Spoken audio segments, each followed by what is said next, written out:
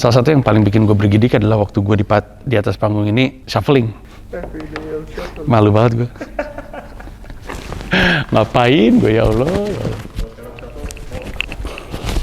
Mau nggak ada masalah.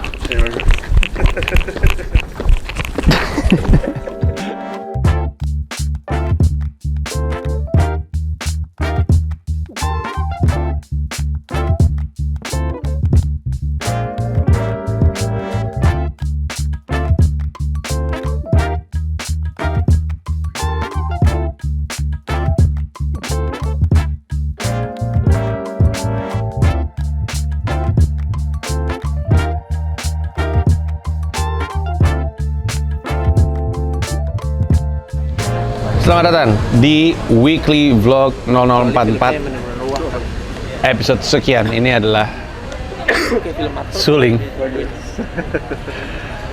Hari ini habis ada sejumlah meeting, jam 9 meeting, jam setengah 11 meeting, jam 1 meeting via Zoom. Nah, tapi tadi dipanggil ke MD Pictures karena MD Pictures dengar gue lagi memproduksi series Name for a Band yang Gamila lagi direct. Terus dia pengen tahu tentang apa dan apakah gue membuka opsi untuk nawarin seriesnya untuk dijual ke mereka. Ya kalau mereka suka apa yang mereka lihat, mungkin mereka mau beli. Nanya tadi berapa menit, terus nanya tadi berapa episode. Terus kayaknya sih mereka sih lebih kepada butuh banyak produksi. Terus gue bilang gue ada satu scene di rumah sakit, terus mereka ngasih lihat tadi set rumah sakit. Aneh banget, ada gedung satu lantai rumah sakit. Aneh banget kalau dipikir-pikir ya, kenapa ada rumah sakit di sini. Terus gue oper ke grupnya Name for Band Production, terus ternyata bilang, lah ini ngerjain gue. Kata beberapa krunya Gamila, jadi emang orang sama juga. Ya udah, terus gitu abis itu nanyain soal apa yang bisa dilakuin bersama dengan mereka. Sudah, sekarang gue kesini karena saya ditraktir sama Bonar. Iya, si Bonar sama nama show-nya apa sih? Ya udah sih, Bang. Nama si Bonar tuh sama anak-anak lain bikin show namanya Ya Udah Sih. Terus nanti mau promo sama gue tuh Aldi, Duto, Odi. Udah sama gue. Bonarnya nggak ikutan, sombong. Bajunya menabrak. Katanya kalau udah masuk 0044 Weekly Vlog udah nggak level masuk di konten talk show, katanya gitu. Meeting sama Karan itu. Karan. Dia tuh apanya yang bisa? Posisi resminya apa ya? Produser sih kayaknya. Mungkin lebih dari produser kali ya. Jadi Mas Panji pitching ide film baru sama dia. Banyak sama dia ya. Dia, Mahran. Jadi gue banyak bahkan Mendarat Darurat itu sebenarnya gue dipanggil sama si Karan. Gue punya idenya dia nanya dulu, lu bisa nggak sih ngedirect sesuatu yang bukan idenya dari lu? Gue bilang nggak kepikiran sih, gue kayaknya sih nggak. Terus dia ceritain ide Mendarat Darurat, gue bilang lucu bener sih. Kayaknya bisa deh gue tulis gitu. Akhirnya gue tulis, bisa bener, jadi deh. Akhirnya keterusan. Terus Mas Panji, produser film tuh sekarang lagi berjuang banget apa gimana? So tadi gue dengar obrolan, ya orang tuh udah ke mall tapi nonton film bukan opsi pertama. Iya kan, jadi kan intinya adalah ini kan terjadi pada umumnya industri. Mau ikut berubah atau mau nunggu keadaan. Kalau lu kecil, agak mudah untuk lu beradaptasi. Lebih cepat untuk lu bisa geser gitu. Kalau lu gede tuh nggak segampang itu. Sama kayak major label gitu, kayak label musik ya, itu kayak Sony, Universal Music ya.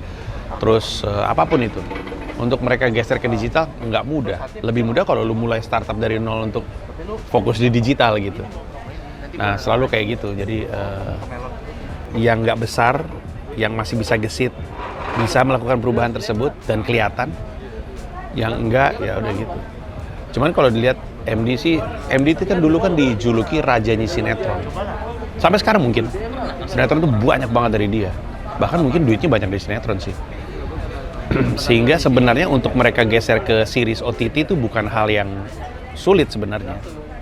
Malah kurang lebihnya native gitu, mungkin ya. Jadi mungkin mereka juga banyak produksi series dan segala macam. Nah dulu gue sempat ngomong sama mereka, gue nggak tertarik sama series soalnya. Lebih karena yang ada di kepala gue tuh ide-ide untuk film. bukannya nggak mau, tapi kan gue hanya bikin apa yang gue pengen gitu. Yang di kepala tuh ide film, bukan ide series. Tapi ketika mereka tahu gue nge-produce Name for a Band, terus mereka bilang, si Panji, kok series juga, gimana? Coba kita ngobrol deh gitu kan. Dia setiap perusahaan punya jalannya masing-masing. Cuman secara umum antara yang mau beradaptasi dan memilih untuk menunggu. Pilihannya gitu kan. Udah gue berubah sekarang, gue kerja berdasarkan apa yang tersedia, atau kayaknya gue punya keleluasan untuk menunggu deh, udah nunggu aja gitu. Nah tapi MD menariknya adalah dia kan perusahaan publik kan, udah IPO. Satu-satunya setahu gue di Indonesia yang IPO. MD punya pertanggungjawaban sama shareholder, jadi mereka harus giat ya, harus produksi, harus bikin. Duit harus jalan terus gitu. Dan kelihatan sih tadi emang gesturnya lagi nyari banget. Iya, sama Sanjay juga tadi, ayo dong kita bikin sesuatu dong gitu. Sama Mahran juga, ayo kita bikin sesuatu dong. Ya emang mereka sustain production mode, bikin. Kalau lagi kayak gitu, nama-nama baru tuh punya peluang untuk masuk nggak sih? Atau sebenarnya mereka emang nyari nama-nama yang udah besar untuk muter duit?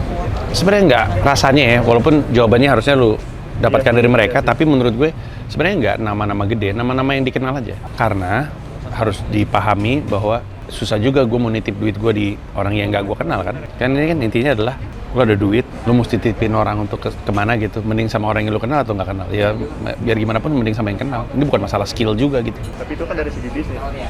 Kalau dari segi kultur seninya gitu, emang sulit banget ya berarti untuk sineas-sineas baru untuk naik ke permukaan tanpa dibawa sama yang lebih. Betul. Makanya paling benar adalah udah terlibat project aja dulu. Kalau misalnya lu pengen jadi penulis, ya ikutan writing team dulu aja gitu, atau ikutan kelas, mungkin bisa diajak kalau ide lu bagus, atau jadi PA atau apa kayak gitu-gitu. Mulanya dari situ dulu. Cuman kan seperti yang lu tahu sendiri, banyak orang di Indonesia nggak mau dari bawah.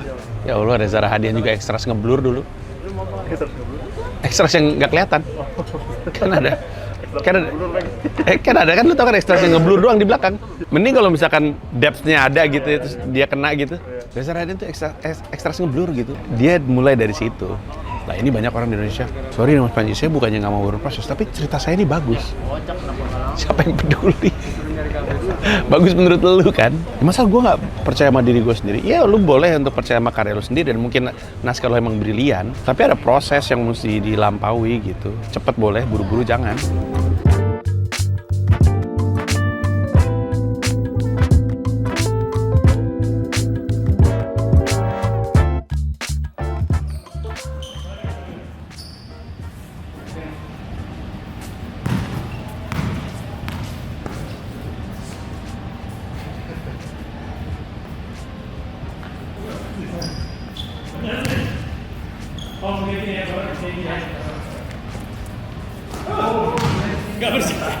Gak percaya, I seen my bin.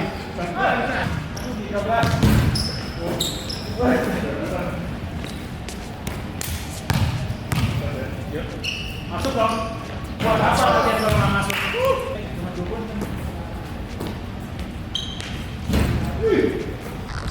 Ya. How's your game today? Menyenangkan. Kalau lo perhatiin angka keikutsertaannya naik ya dari 5, terus 6, kemarin 7, sekarang 8. Jadi ya bentar lagi mungkin. Itu tuh highlightnya tuh itu. Gua kan seni rupa 97, seni rupa 93. Indro ini adalah senior paling baik. Paling nggak kayak senior angkatan 93. Dia mah cuma peduli basket ya. Jadi kami main basket bareng. Dia yang bikin basket tuh menyenangkan.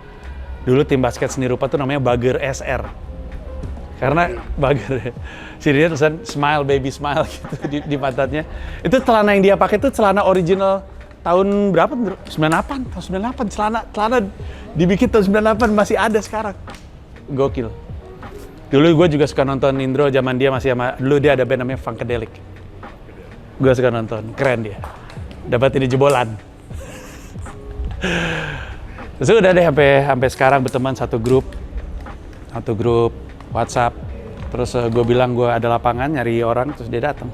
Tadi cuma Shira ngomong sama ayah, let's play basketball kata dia. Terus ya udah, gue bookingin lapangan. Tiba-tiba dia bilang, I don't wanna play basketball anymore. Wah, gue udah bayar lapang nih.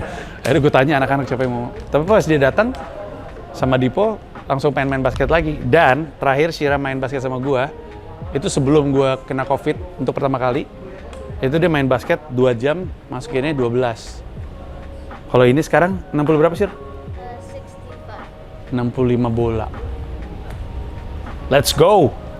Fired up! Are you fired up? Let's go. You can do anything you set your mind to. Kata Eminem juga gitu. Di lagu Lose Yourself. Ya. You think when you think positive, good things will happen. Oh 14. Oh 14 reminds me, gue pada zamannya tuh dikucilkan karena nggak jago main basket, tapi dianggap ikut tim dari SMP karena lucu.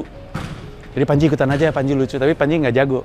Kalau di basket tuh dulu tuh angkanya 5 sampai 15 kan ya? Kalau kita main basket, tim basket zaman 4 sampai 15. Dan dari dulu gue mainnya point guard. Biasanya point guard tuh angkanya nggak kecil tuh, angka 4, 5 gitu. Terus SMP, bahkan SMA waktu gue di Gons. Lu juga Gons kan, Bro? Dia Gonzaga juga sama kayak gue. Tapi waktu gue di Gons, untuk pertama kalinya Gons nggak menang Gons Cup tuh angkatan gue tuh. Gons selalu menang basket di Gons Cup kecuali pas angkatan gue. Setidaknya kami tidak curang. Gak raja kandang. Tapi itu sampai sekarang gue pakai. It gave me that feeling like an underdog, you know. Ya itu dia. Karena dari dulu gue selalu dipersepsikan gak bisa main basket gitu. Sampai sekarang nomornya masih nempel di gue. Jadi mengingatkan gue terus aja. That underdog mentality. Tadi siang lucu banget. Tadi siang kan gue stand up kan. Stand up untuk sebuah perusahaan, nggak usah kita sebut ya. Stand up untuk sebuah perusahaan, stand up via Zoom. Terus ya kan kita kan sering stand up via Zoom. Stand up aja, siapin set seperti umumnya. Kadang lucu, kadang enggak. Kalau nggak lucu ya kadang-kadang kamera mati. Tapi baru sekarang gue nggak lucu dikasih tahu sama orang yang nonton. Iya di direct message ya, pakai caps lock, nggak lucu. Pas gue lihat wah lucu banget ini, gue langsung. Dia bilang gue nggak lucu itu sebuah kelucuan, itu langsung gue foto, gue taruh di grup. Soalnya pasti gue nggak lucu banget di mata dia sampai dia naruh di kolom di chat ya, di chatnya Zoom direct message nggak lucu. Sebenarnya ada beberapa pilihan. Satu mungkin emang nggak lucu aja, terus kesel banget saking nggak lucunya, terus dia merasa harus marah ke gue. Yang kedua mungkin juga sebenarnya dia nggak segitunya, tapi nyari reaksi aja kan suka ada itu yang kayak gitu tuh, berharap ada reaksi balik gitu. Kalau misalnya gue balas, oh maaf ya, enggak Mas Panji, wah dibales nih, biasanya suka gitu, bisa juga kayak gitu. Tapi yang manapun itu jatuhnya lucu gitu di orang, itu gue masih stand up loh, masih stand up, iya, hampir selesai. Gue lagi di beach Shanghai, tiba-tiba keluar, lucu banget kata gue, buset. Cuman ya itu pengalamannya stand up via Zoom, kelihatan nggak lucu. Tapi itu yang membuat gue juga nggak sabar untuk manggung di Ternyata Ini Sebabnya sih. Lucu banget. Udah tapi nggak ada lagi. Pulang besok kayaknya gue juga nggak mau ngapain deh. Senin gue ada ke Usmar Ismail mau bikin sebuah project menarik dalam rangka 1 dekade stand up special pertama gue. Habis itu gue balik ada meeting penting, future leaders meeting. Habis itu besoknya meeting event, banyak meeting via Zoom. Makanya ini gue masukin di sini nih. Gue tuh selalu bilang sama Borneo nggak mau ngelakuin. Masukin meeting gue, kerjaan gue, meeting gue. Karena gue takutnya lu yang nonton mikir, si Panji udah mulai keluar sembarangan lagi nih.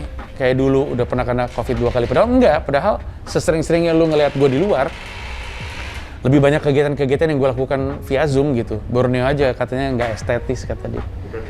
Mengganggu katanya. Ya jadi banyak kegiatan gue. Kayaknya minggu depan gue belum tahu deh apakah selain yang ke Usman Ismail ada kegiatan di luar lagi. Nggak tahu juga gue.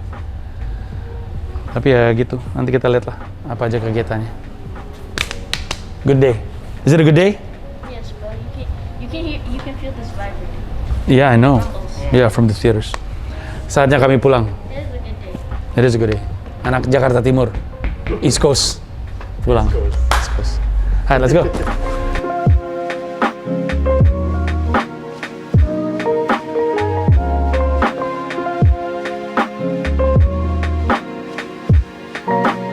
Ini adalah Usmar Ismail.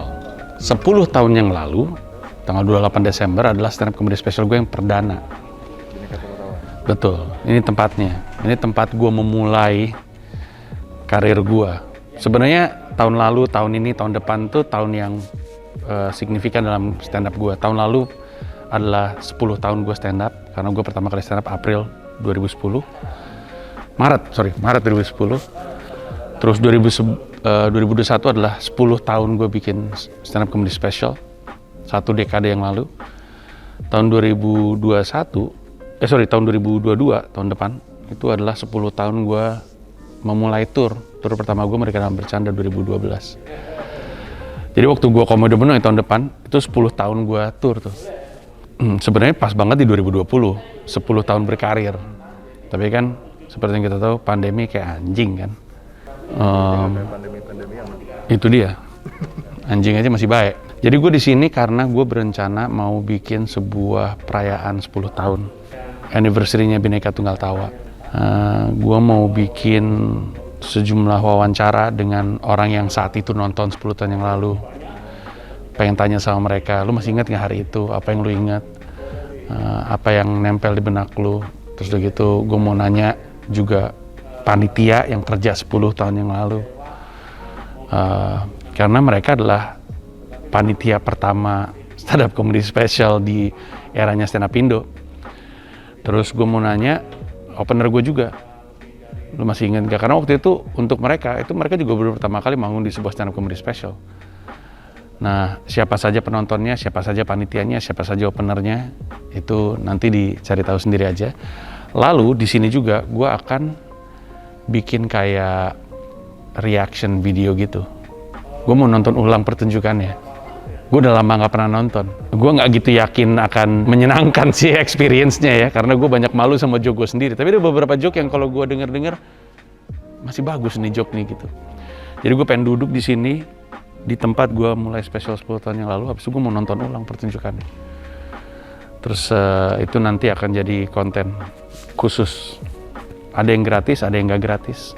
Kami datang ke sini untuk cari tahu seperti apa kondisinya, apakah sudah berubah, udah lama nggak ke sini. Terus lighting yang tersedia seperti apa, kalau mesti nyewa tambahan lampu, nyewanya seperti apa, berapa lama kita akan produksi, itu dibahas di sini. Sekarang kita meeting. Kocaknya, sebagai orang yang seneng banget bikin merch untuk setiap kali spesialnya, Bhinneka Tunggal Tawa ini satu-satunya nggak ada merchnya. Nggak kepikiran sama sekali, buru-buru jualan merch, jualan tiket aja belum tahu. Ada banyak ceritanya sebenarnya Bhinneka Tunggal Tawa tuh, bahwa dia pada akhirnya 2 kali pertunjukan, ya, karena sold out. jadi dibikin lagi karena masih banyak yang mau gitu. Satu itu, kedua rugi. Salah ngitung. Cuma juga orang tolol kan, baru mulai bikin spesial. Ada banyak ceritanya, banyak. Terutama penutupannya yang lagi happy-happynya selesai spesial, terus tiba-tiba ada tragedi. Jadi ada banyak ceritanya, menarik sekali. Dan nggak sabar juga untuk dengar wawancara terhadap penonton, terhadap panitia, terhadap opener. Yang wawancara bukan gue, karena gue pengen mereka cerita lebih apa adanya. Kalau ada gue kan, ya mungkin memikirkan perasaan gue. Tapi mas, 10 tahun menurut mas Andi untuk berjalan di karir stand up lama, kerasa lama kah apa? Oh, sebenarnya Gitu. kalau harus diakuin sih berasa setiap hari dalam setiap tahunnya, berasa kok. Bahkan joke-nya pun berasa. Kalau kita kunjungi ulang set tersebut, pasti kita akan ngerasa, wow si Panji joke-nya kayak gini ya. Yakin gue. Orang kalau nanya sama gue, bang gue habis beli digital download lu lengkap, gue nonton dari mana menurut lu? Dari awal gue bilang. Dari Bhinneka Tunggal Tawa ke Merdeka Dalam Bercanda, ke Mesake Bang Saku. Terus aja. Sampai akhirnya, kalau sekarang sih tahun ini, ternyata ini sebabnya. Tapi kerasa. Pertumbuhannya bukan cuma pertumbuhan secara teknis, tapi pertumbuhan secara perspektif. Apa yang Panji lihat, apa yang Panji rasakan, apa yang Panji nyaman untuk bahas. Numbuh terus. Dan yang paling menarik adalah, waktu itu, Bhinneka Tunggal Tawa tuh kayak jadi reuni stand up Indo Indonesia, karena admin-admin stand up Indo dari kota-kota lain tuh ngumpul di sini. Ada Birong waktu itu masih admin stand up Indo Padang, semuanya ngumpul di sini. Karena ini spesial pertama. Ernest panitia waktu itu. Ernest Ajis panitia, Arif Didu panitia. Di antara penonton Radit duduk di situ, itu ulang tahun Radit bahkan. Raditya Dika, 28 Desember itu ulang tahun Radit. Ulang tahun Radit dan ulang tahun Regi Hasibuan. Regi duduk di situ, Radit duduk di situ. Hari itu adalah ulang tahun. Bahkan di spesialnya gue sebut selamat ulang tahun untuk Regi dan Radit. Rian Adriandi nonton, Isman nonton. Jadi ya spesial sekali malam itu.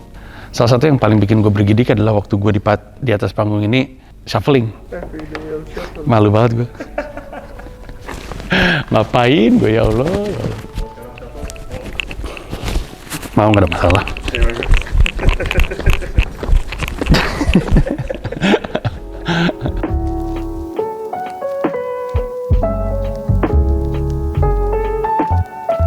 Sini mau balik karena gue ada sejumlah meeting, sampai malam gue meeting, ada 3 kali meeting gue hari ini. Tapi gue mau ke bank dulu bentar. Soalnya gue meeting jam 2, gue mau nyolong ke bank. Kalau Bonar nggak tolol, gue harusnya udah kelar jam 11 nih. Gue baru muncul jam segini. Kenapa sih Bonar? Nggak tahu gue, dia nggak ngasih kabar, dia cuma bilang minta maaf. Kayaknya sih baru bangun tidur. Pusing mikirin spesialnya dia tuh. Oh iya ya mungkin. Sebenarnya kan yang diharapkan dari Bonar tuh dia nggak harus ada.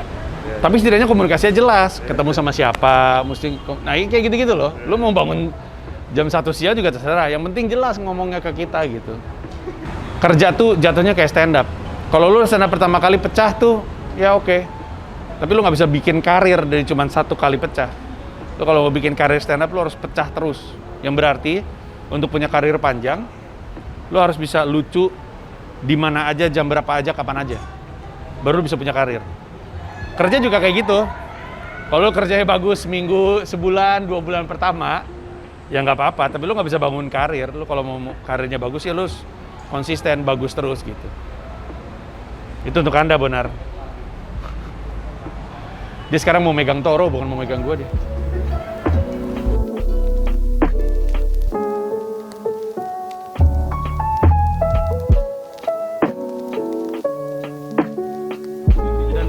Dan apa yang membuat open mic itu emang jadi environment yang enak untuk perempuan gitu.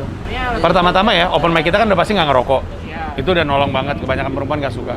Masalahnya ya harus diakuin, emang gue inget banget, gue sampai sekarang masih inget. Gue pernah open mic di MC-nya berdua kan. Terus di depan tuh ada kayak cewek-cewek lagi pernah nongkrong. Ini Mbak Tete gede, nggak ada ketawa-ketawanya. Dari tadi kata gue, aduh anjing. Maksud gue, kebayang nggak perempuan jadi males nonton? Bahan seksis. Iya, dan perempuan juga jadi nggak siap. Walaupun dipikir-pikir, untuk seorang perempuan, kalau mau jadi seorang komika, kan emang mentalnya mesti kasah. Tapi di sisi lain, komika perempuan yang jadi adalah yang mentalnya kuat. Sementara laki-laki, level-level kampret-kampret bisa dengan gegap gempita di open mic. Nah itu yang nggak adil gitu loh. Yang lagi pengen di-design itu adalah environment supaya perempuan nyaman untuk open mic. Karena gue yakin kalau misalkan difasilitasi environment yang nyaman untuk perempuan open mic, lahir banyak perempuan-perempuan mengagumkan, dan nanti ketika mereka udah solid mungkin kita bisa leburin mereka gitu. Kan kesannya kan open mic perempuan kan kayaknya eksklusif ya, nggak inklusif gitu, tapi kan a safe environment to grow aja dulu yang lagi dipikirin sama gue tuh. Dani Seller. Bagus. Yang jualan makanan. Apa? Artis yang jualan makanan. Siapa? Shopee Food, nggak coba.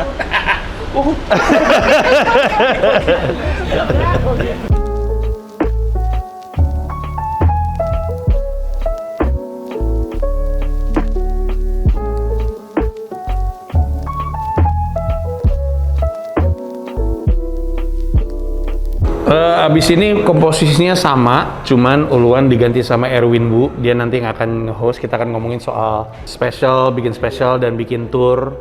Kaitannya sama, gua kan bikin tipis-tipis webinar. Sebenarnya Pecahkan yang bikin, Pecahkan kan unit bisnis kami yang ngomongin edukasi stand up comedy. Terus kemarin-kemarin tuh lebih ke teknik stand up, sekarang tuh mau nyari yang levelnya lebih tinggi. Jadi bikin workshop yang tentang mengeksekusi tur stand up comedy. Apalagi ngebaca tahun depan mungkin keadaan lebih baik dan akan tour. Jadi tadi nanti episode kedua kita akan ngomongin soal tour. Soalnya Comika sebagai sebuah perusahaan kan cuma jalanin tour talent-talentnya Comika.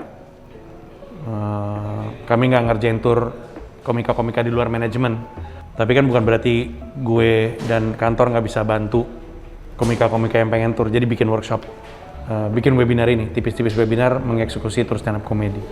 bakal ngomongin soal apa indikatornya supaya lu bisa tur, gimana caranya ngukur penonton lu di tiap kota, berapa harga tiket, gimana cara promonya, gimana cara dapat perhatian publik sebelum lu promo, gimana cara lu ngitung biayanya, apa yang harusnya jadi target ketika ini tur pertama, gimana caranya lu tahu kota mana yang mau lu datangin, itu semua nanti akan dibahas di tipis-tipis webinar yang judulnya mengeksekusi tur stand up comedy. Udah bisa daftar di pecahkan.com. Dan kalau lu ikutan tipis-tipis webinar, kan harganya 110.000, dapat kupon code potongan 50.000 untuk digital download, ternyata ini sebabnya. Gitu. Berarti marketnya sebenarnya orang yang stand up comedian ya? Ya, dan sebenarnya sih siapapun yang pengen tahu aja cara gue mengeksekusi tur, tapi ini sebenarnya didesain untuk yang udah stand up level menengah dan ke atas gitu. Tapi kalau misalnya ada orang yang bilang, gue sebenarnya bermusik nih, tapi mungkin kayaknya gue bisa belajar deh gitu. Atau gue punya podcast gue pengen tur gitu, kayaknya gue mau deh belajar gitu. Ya nggak apa-apa juga. Jadi sebenarnya nggak harus stand up comedian? Enggak, walaupun secara pembahasan emang didesain untuk stand up comedian. Jadi kalau misalnya lu bukan stand up comedian dan lu mendengarkan, ya lu mesti agak lu coba untuk ganti aplikasinya gitu. Kita akan ngomongin soal bikin special dan kaitannya dengan tur. Gue habis ngeliatin foto-foto tur, jadi kangen soal tur tuh pas dijalanin capek banget pengen udahan, tapi pas udahan kangen banget pengen lagi, aneh banget. Selain di panggungnya, selain proses di panggungnya, apa yang dikangenin lo? Yang paling menyenangkan adalah hal-hal yang kami lakukan untuk, istilahnya ya, gue nyari istilah yang lain tapi nggak nemu, untuk membunuh waktu gitu. Nyampe kota tersebut hari Kamis, manggungnya tuh baru hari Sabtu, kosong diantaranya, kita cari kegiatan. Dan itu dinamis, tiap kota beda kegiatan, soalnya waktu di Filipina makan balut, waktu di Belanda ke Red Light District, waktu di Cina makan bubur kacang hijau, yang berarti bubur dengan butiran kacang hijau, aneh banget kan? Bari pernah jadi tempat stand up, kita ngeliat menu, kan bahasa Cina semua, kanannya sama mahasiswa. Ini apa nih? Bubur kacang hijau, ada bubur kacang hijau enak nih. Pagi-pagi gitu, pas datang bubur nasi, tapi ada butiran kacang hijau, ya Allah, lucu banget gak? Nah hal-hal kayak gitu tuh yang ngangenin gitu, dan ya aneh, bener-bener aneh sebenarnya. Yang dikangenin juga capeknya, pindah dari satu kota ke kota lain, tidur di kereta, ngelihat keluar. Pas lagi itu dijalanin tuh kita mungkin nggak terlalu apresiatif gitu, tapi pas kita pulang, mengenang perjalanan nembus Jerman ke Belanda lewat kereta, ngelihat pemandangan, jadi ngangenin gitu. Terus kayak salah satu hobi kami ketika lagi tur, karena kami sering lagi musim dingin kan, jadi benar-benar 3 derajat Celcius, 2 derajat Celcius. Kalau lagi kedinginan nih, kita buka aplikasi weather, terus cek di Jakarta lagi berapa. Di Jakarta lagi 41, enak banget ya di Jakarta ya gitu. Karena kita lagi kedinginan gitu. Gue inget banget waktu itu entah lagi di Manchester atau entah lagi di Liverpool, lagi kedinginan banget. Terus kita ngeliat, ya ampun di Cikarang lagi 37, enak banget ya, anget banget gitu. Yang kayak gitu-gitu tuh, cerita-cerita kayak gitu tuh, menyenangkan, ngangenin. Sepanjang pengalaman di tur Ya. kota mana di dunia, dimanapun itu, yang berkesannya paling baik sama yang berkesannya paling nggak banget deh, itu apa? Wah, kalau berkesannya paling baik nih susah banget, karena di LA kesannya baik, di Afrika. Yang paling lucu deh. Afrika sih. Afrika. Iya, karena Afrika aja gitu. Karena Afrika aja. Dan karena pas lagi Lebaran, ditanya gue di WhatsApp, Mas Panji kenapa nggak datang ke rumah tante? Aku lagi di Afrika. Di Afrika? Ngapain di Afrika? Lagi ngelawak. Wah lucu. Serius ini lagi ngelawak gitu. Dan maksud gue, sesenang-senangnya gue ngelawak, mana kebayang gue pergi ke Afrika untuk ngelawak gitu. Gue nggak bisa, gue tanggal segini. Kenapa? Gue mesti ke Afrika, ngapain? Ngelawak kan? Maksud gue, dan nyampe Afrika juga, yang gue lihat juga mengagumkan sekali. Gue ke perumahan kumuh tempat tinggalnya Nelson Mandela, yang masih kumuh. Gue ngeliat di supermarket, karena kan ekonomi lagi rusak banget ya Afrika Selatan ya. Gue di supermarket lagi mau belanja, tiba-tiba ada orang Afrika bawa belanjanya, sambil senyum. Tadi kita bingung kan, minta dibayarin, nggak punya duit. Jadi orang-orang nggak punya duit itu pada masuk, pada bawa belanjaan, terus nyamperin turis, bayarin dong gitu. Kebayang nggak? Seburuk-buruknya Indonesia, kebayang apa ada orang datang kayak gitu ke lu? Nggak mungkin kan? Terus udah gitu, selama di Afrika, kan gue selalu jogging tiap pagi kalau lagi di luar negeri. Karena gue harus olahraga itu paling enak untuk supaya jet lag-nya cepat menyesuaikan. Tapi juga cara paling enak untuk ngelihat sekitar kita kayak apa. Karena kalau di mobil nggak kepeta gitu. Kalau lu lari tuh lu bisa apresiatif gitu. Di Afrika nggak boleh, karena banyak kriminal. Penjahat-penjahatnya tuh bawa pistol. Kami baru nyampe seminggu sebelumnya habis ada pemboman di mall. Gila nggak? Gila. Dan disitulah di Afrika Selatan itulah gue ngeliat ada orang jual tai kebo. Jadi itu mungkin yang paling berkesan. Habis itu gue ngeliat situs namanya The Cradle of Humankind. Situs purbakala tempat ditemukan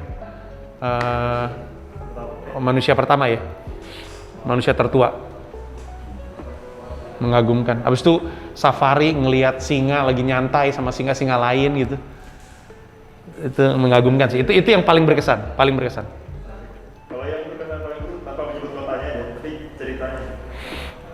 Yang kayak nggak lagi deh di situ atau gimana? Top of mind ini ada sebuah kota, bukan kota Indonesia, kota di luar negeri. Polusinya buruk sekali. Ketika kami ke sana, kami udah disuruh pakai masker. Jauh, tahun 2014 gua ke sana.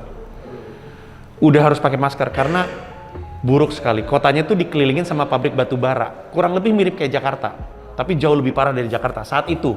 Kalau sekarang gua nggak tahu karena Jakarta buruk juga kan. Jadi ini banget polusinya itu buruk banget sehingga kami harus pakai begini. Kalau lu copot, lu bisa cium polusinya. Bau aneh gitulah. Tapi yang paling buruk adalah betapa tidak nyamannya tempat kami tinggal sebenarnya. Nah, jadi waktu itu kan tur Mesake Bangsaku dan gue bilang sama panitia, tempat tidur mah nggak usah mewah-mewah banget. Kita juga nggak akan lama di situ, paling cuma naruh badan terus tidur kan, nggak perlu bagus-bagus banget. Kemudian sama panitia di sana, dan ini sebenarnya nggak apa-apa ya panitianya baik-baik, tapi sama panitia di sana dibukain kosan, kayak mes gitu. Jadi kebayang nggak, satu rombongan bertujuh tinggal satu kamar, tapi itu sebenarnya tuh kosan. Jadi pas lu lewat tuh di depan kamarnya ada kayak, lu tau jemuran yang cuman segini, yang jemurannya bisa begini, nah ya itu ada begitunya. Terus pintunya kebuka, lu bisa ngeliat. Kamar mandinya tuh nggak ada yang kamar mandi sendiri, mandinya bareng, bokernya bareng. Gue selama 4 hari di situ, mandi cuma 1 kali, boker cuma 1 kali. Mandi cuma 1 kali, itu juga gue bangun jam 5 pagi sebelum hari pertama kami nyampe ke kosan itu. Gue mau pipis, di tempat pipis ada tai. Di tempat pipisnya, jadi ada orang penuh lagi, udah gue boker di sini aja gitu. Kan gue males ya mandi di situ ya. Orang gosok gigi di situ, mandi di situ. Akhirnya gue cuman mandi hari H pas gue mau manggung. Itu juga jam 5 pagi atau setengah 5 pagi, mumpung masih pada bersih. Habis itu gue boker di venue. Venue-nya di hotel. Sisanya gue nggak mandi sama sekali. Tanya aja sama anak-anak. Tanya sama band tuh, nggak mandi sama sekali. Habis itu, saat itu kotanya juga masih tai di trotoar. Tai manusia tuh, udah pasti tai manusia tuh. Tai di trotoar. Ini Asia lah pasti. Asia betul. Asia. Gitu. Itu salah satu. Sebenarnya sih kalau dipikir-pikir nggak enak ya. Tapi sekarang diceritain lucu ya. Sisanya nggak ada. Sebenarnya sejujurnya itu juga seburuk-buruknya kota tersebut. Tetap lucu kan kalau dipikir-pikir. Dan saat itu kami fake aja gitu. Udah nggak apa-apa, emang kenapa? Udah kita main kartu di dalam kamar bertujuh gitu. Bertujuh apa berlima ya? Apa berenam ya? Gue lupa. Cuman ya sisanya nggak ada sih. Nggak ada kota yang nggak berkesan. Semuanya positif gitu.